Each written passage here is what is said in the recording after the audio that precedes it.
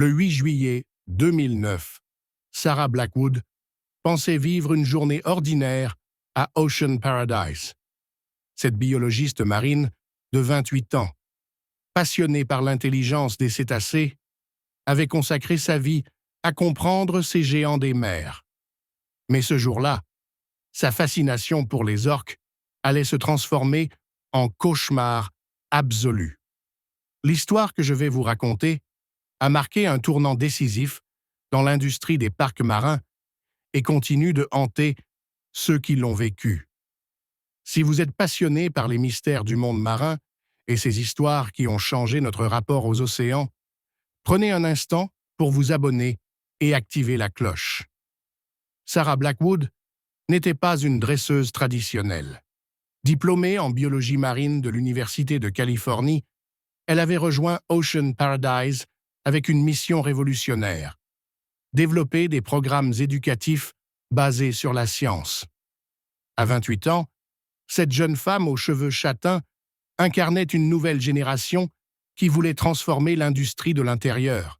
« Mon rôle n'est pas de faire des tours », expliquait-elle, « c'est de révéler l'intelligence extraordinaire de ces créatures. » Au cœur d'Ocean Paradise se trouvait Titan, un orque mâle de 6 tonnes et 7 mètres de long, capturé en Islande à l'âge de 3 ans. Depuis 12 ans, il était la star incontestée du parc. Sa taille imposante et ses performances spectaculaires fascinaient les foules. Mais Titan cachait un secret, une solitude profonde et une frustration grandissante que seuls les spécialistes les plus attentifs avaient remarquées. Sarah avait développé avec Titan une relation que ses collègues qualifiaient d'exceptionnelle. Contrairement aux autres dresseurs, elle communiquait avec l'orque par des tonalités vocales, des gestes subtils et une présence empathique qui semblait apaiser l'animal. « Titan me reconnaît non pas comme sa dresseuse, mais comme sa confidente », écrivait-elle dans son journal. Cette connexion unique allait paradoxalement devenir le cœur du drame à venir. Dans les semaines précédant la tragédie, plusieurs incidents avaient alerté l'équipe. Titan montrait des comportements inhabituels, refus de certains exercices, agitation nocturne et des épisodes d'agressivité envers les autres orques. Dr Michael Torres, le vétérinaire en chef, avait recommandé une pause dans les spectacles. Titan traverse une période difficile, avait-il averti. Son stress hormonal est à des niveaux préoccupants. Mais la direction avait refusé d'annuler les shows programmés. Le 8 juillet 2009 se leva sous un soleil éclatant de San Diego. 12 000 spectateurs étaient attendus pour le spectacle Légende océanique. Sarah arriva tôt pour ses interactions privées avec Titan. Ce matin-là, elle nota « Titan semble distant aujourd'hui. Son regard a quelque chose de différent, comme s'il portait un poids invisible. » Ces mots prirent une dimension prophétique, glaçante. À 15 heures précises, sous un tonnerre d'applaudissements, Sarah fit son entrée sur la plateforme centrale. Vêtue de sa combinaison bleue distinctive, elle salua la foule de 5000 spectateurs avec son sourire habituel. Préparez-vous à rencontrer l'une des créatures les plus intelligentes de notre planète. Sa voix résonnait tandis que Titan émergeait majestueusement, créant une vague qui électrisa l'audience. Les premières minutes se déroulèrent parfaitement. Titan exécutait ses sauts spectaculaires et ses interactions avec Sarah avec la précision d'un ballet aquatique. Les spectateurs étaient hypnotisés. Sarah narrait chaque séquence, expliquant l'intelligence des orques, leur structure sociale complexe. Mais ceux qui la connaissaient remarquaient une tension inhabituelle dans sa voix. À 15h23, lors du segment Communication interespèces, Titan hésita pour la première fois. Sarah lui demandait d'exécuter sa signature, un saut vertical impressionnant. L'orque resta immobile, fixant sa partenaire avec une intensité troublante. Pendant 15 secondes interminables, le silence régna. Sarah improvisa. Titan prend son temps pour nous montrer à quel point les orques sont des penseurs complexes. Les minutes suivantes révélèrent un Titan de plus en plus imprévisible. Il réalisait certains exercices avec brio, puis refusait catégoriquement d'autres. Sarah multipliait les encouragements vocaux, mais l'orque semblait habité par une agitation que même leur connexion spéciale ne parvenait plus à calmer. Les spectateurs trouvaient ces improvisations plus naturelles, inconscients du danger grandissant. Le moment critique survint à 15h31. Sarah se tenait sur la plateforme, immergée pour le segment final, où elle nageait traditionnellement aux côtés de Titan. Comme elle l'avait fait des centaines de fois, elle entra dans l'eau. Titan s'approcha, mais quelque chose dans son comportement fit frissonner les dresseurs expérimentés.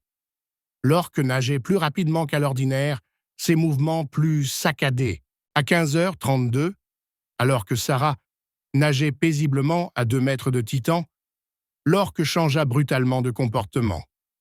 Sans signe avant-coureur, il plongea et réapparut directement sous la biologiste. En une fraction de seconde, 6 tonnes de pure puissance saisirent Sarah par la jambe et l'entraînèrent vers les profondeurs du bassin de 12 mètres. Les spectateurs mirent plusieurs secondes à comprendre l'horreur de la situation. Sous l'eau, Sarah luttait désespérément.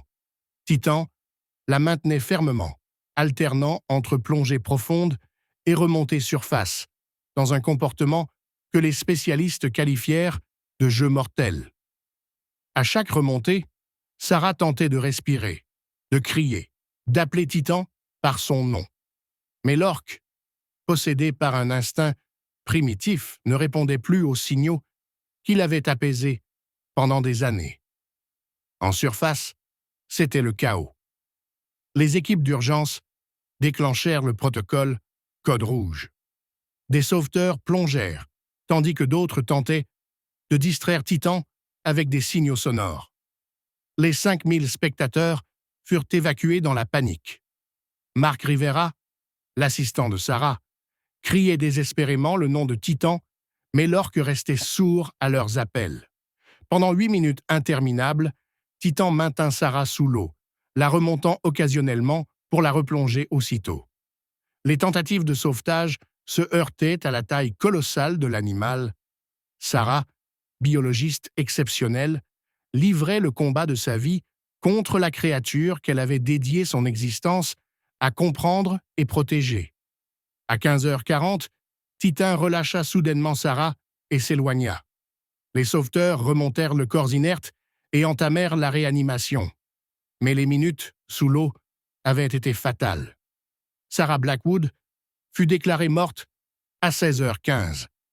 La nouvelle se répandit comme une traînée de poudre, plongeant le monde entier dans la stupeur.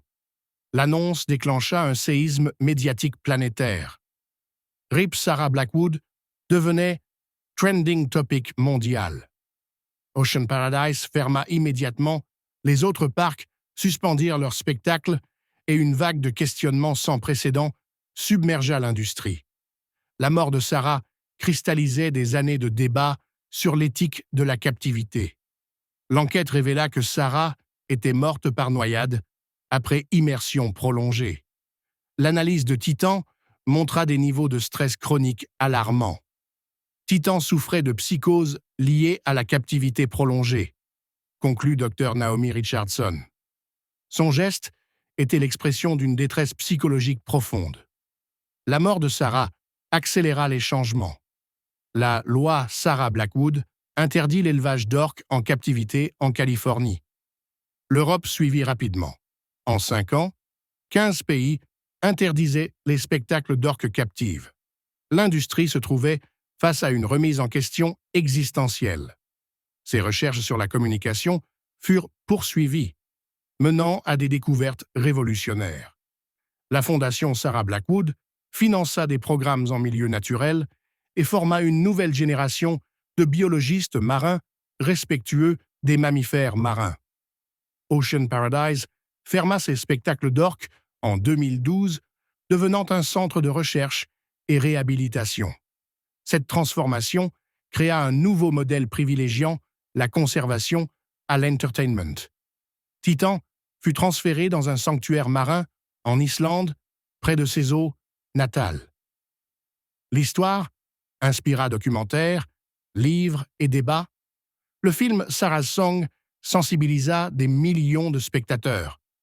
Sarah devint l'icône d'un mouvement de conscience planétaire questionnant notre droit à maintenir ces créatures intelligentes en captivité. La tragédie enseigna que même la relation la plus authentique ne peut effacer l'impact de la captivité. Sarah aimait sincèrement Titan, expliqua Dr. James Morrison. Mais l'amour seul ne suffit pas quand on prive un animal de sa liberté fondamentale.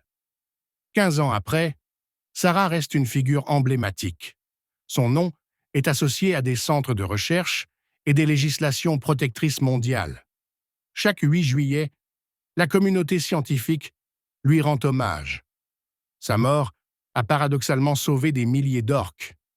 L'histoire de Sarah nous confronte à une vérité. Notre fascination ne justifie pas la captivité. Cette biologiste a payé de sa vie notre compréhension que certains êtres sont trop grands, trop intelligents pour être réduits à des attractions. Son sacrifice a ouvert la voie à une relation plus respectueuse avec les océans. Si cette histoire vous a touché, partagez-la pour honorer Sarah et abonnez-vous pour découvrir d'autres récits marins. Dans notre prochaine vidéo, nous explorerons un sanctuaire qui réhabilite d'anciens orques de spectacle. Activez la cloche pour ne manquer aucune histoire qui nous rappelle que le respect de la vie marine est notre responsabilité. Le 8 juillet 2009, Sarah Blackwood pensait vivre une journée ordinaire à Ocean Paradise. Cette biologiste marine de 28 ans, passionnée par l'intelligence des cétacés, avait consacré sa vie à comprendre ces géants des mers. Mais ce jour-là, sa fascination pour les orques allait se transformer en cauchemar absolu. L'histoire que je vais vous raconter a marqué un tournant décisif dans l'industrie des parcs marins et continue de hanter ceux qui l'ont vécu. Si vous êtes passionné par les mystères du monde marin et ces histoires qui ont changé notre rapport aux océans, prenez un instant pour vous abonner et activer la cloche.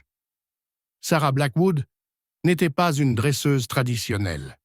Diplômée en biologie marine de l'Université de Californie, elle avait rejoint Ocean Paradise avec une mission révolutionnaire: développer des programmes éducatifs basés sur la science.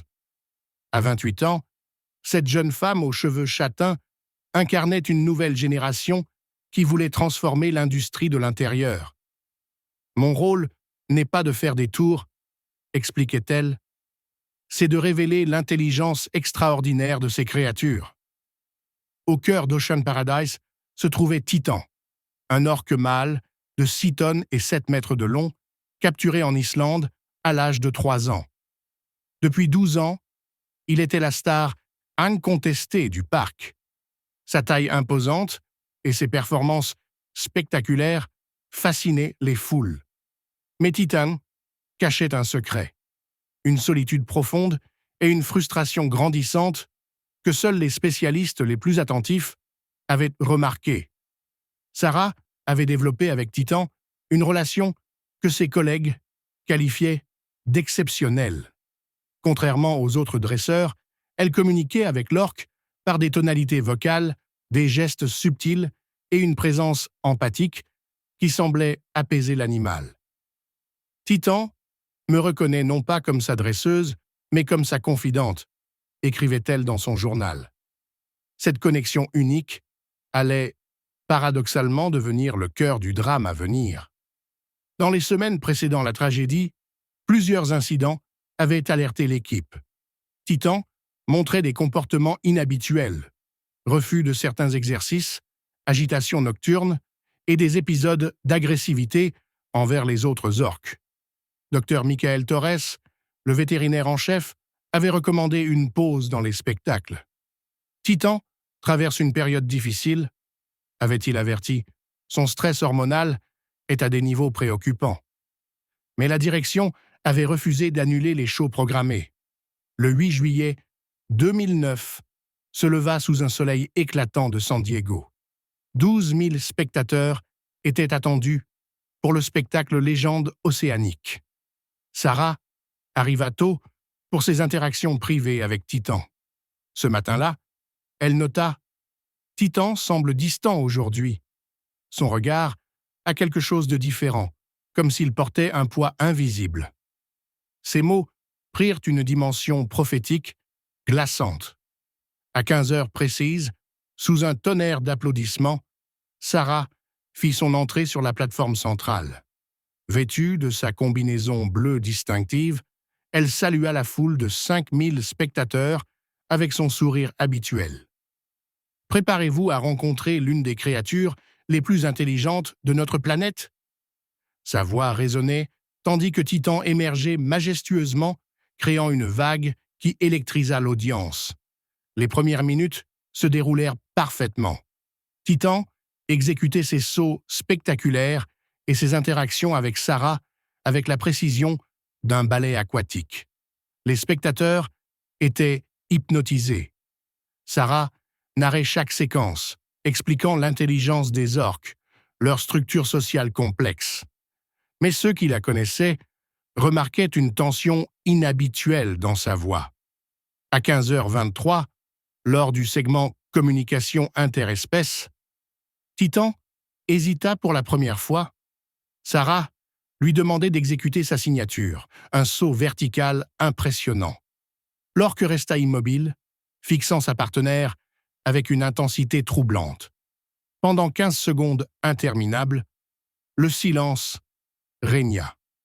Sarah improvisa. Titan prend son temps pour nous montrer à quel point les orques sont des penseurs complexes. Les minutes suivantes révélèrent un Titan de plus en plus imprévisible. Il réalisait certains exercices avec brio, puis refusait catégoriquement d'autres. Sarah multipliait les encouragements vocaux, mais l'orque semblait habité par une agitation que même leur connexion spéciale ne parvenait plus à calmer. Les spectateurs trouvaient ces improvisations plus naturelles, inconscients du danger grandissant. Le moment critique survint à 15h31. Sarah se tenait sur la plateforme, immergée pour le segment final, où elle nageait traditionnellement aux côtés de Titan.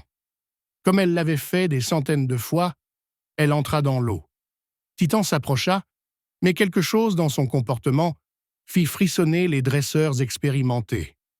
L'orque nageait plus rapidement qu'à l'ordinaire, ses mouvements plus saccadés. Sarah repose face à l'océan Pacifique qu'elle aimait. Sur sa tombe, nous ne possédons pas les océans. Nous les partageons. Chaque année, des biologistes y déposent des fleurs, perpétuant le souvenir d'une femme dont la mort a libéré des milliers d'orques. Son message résonne encore dans nos consciences.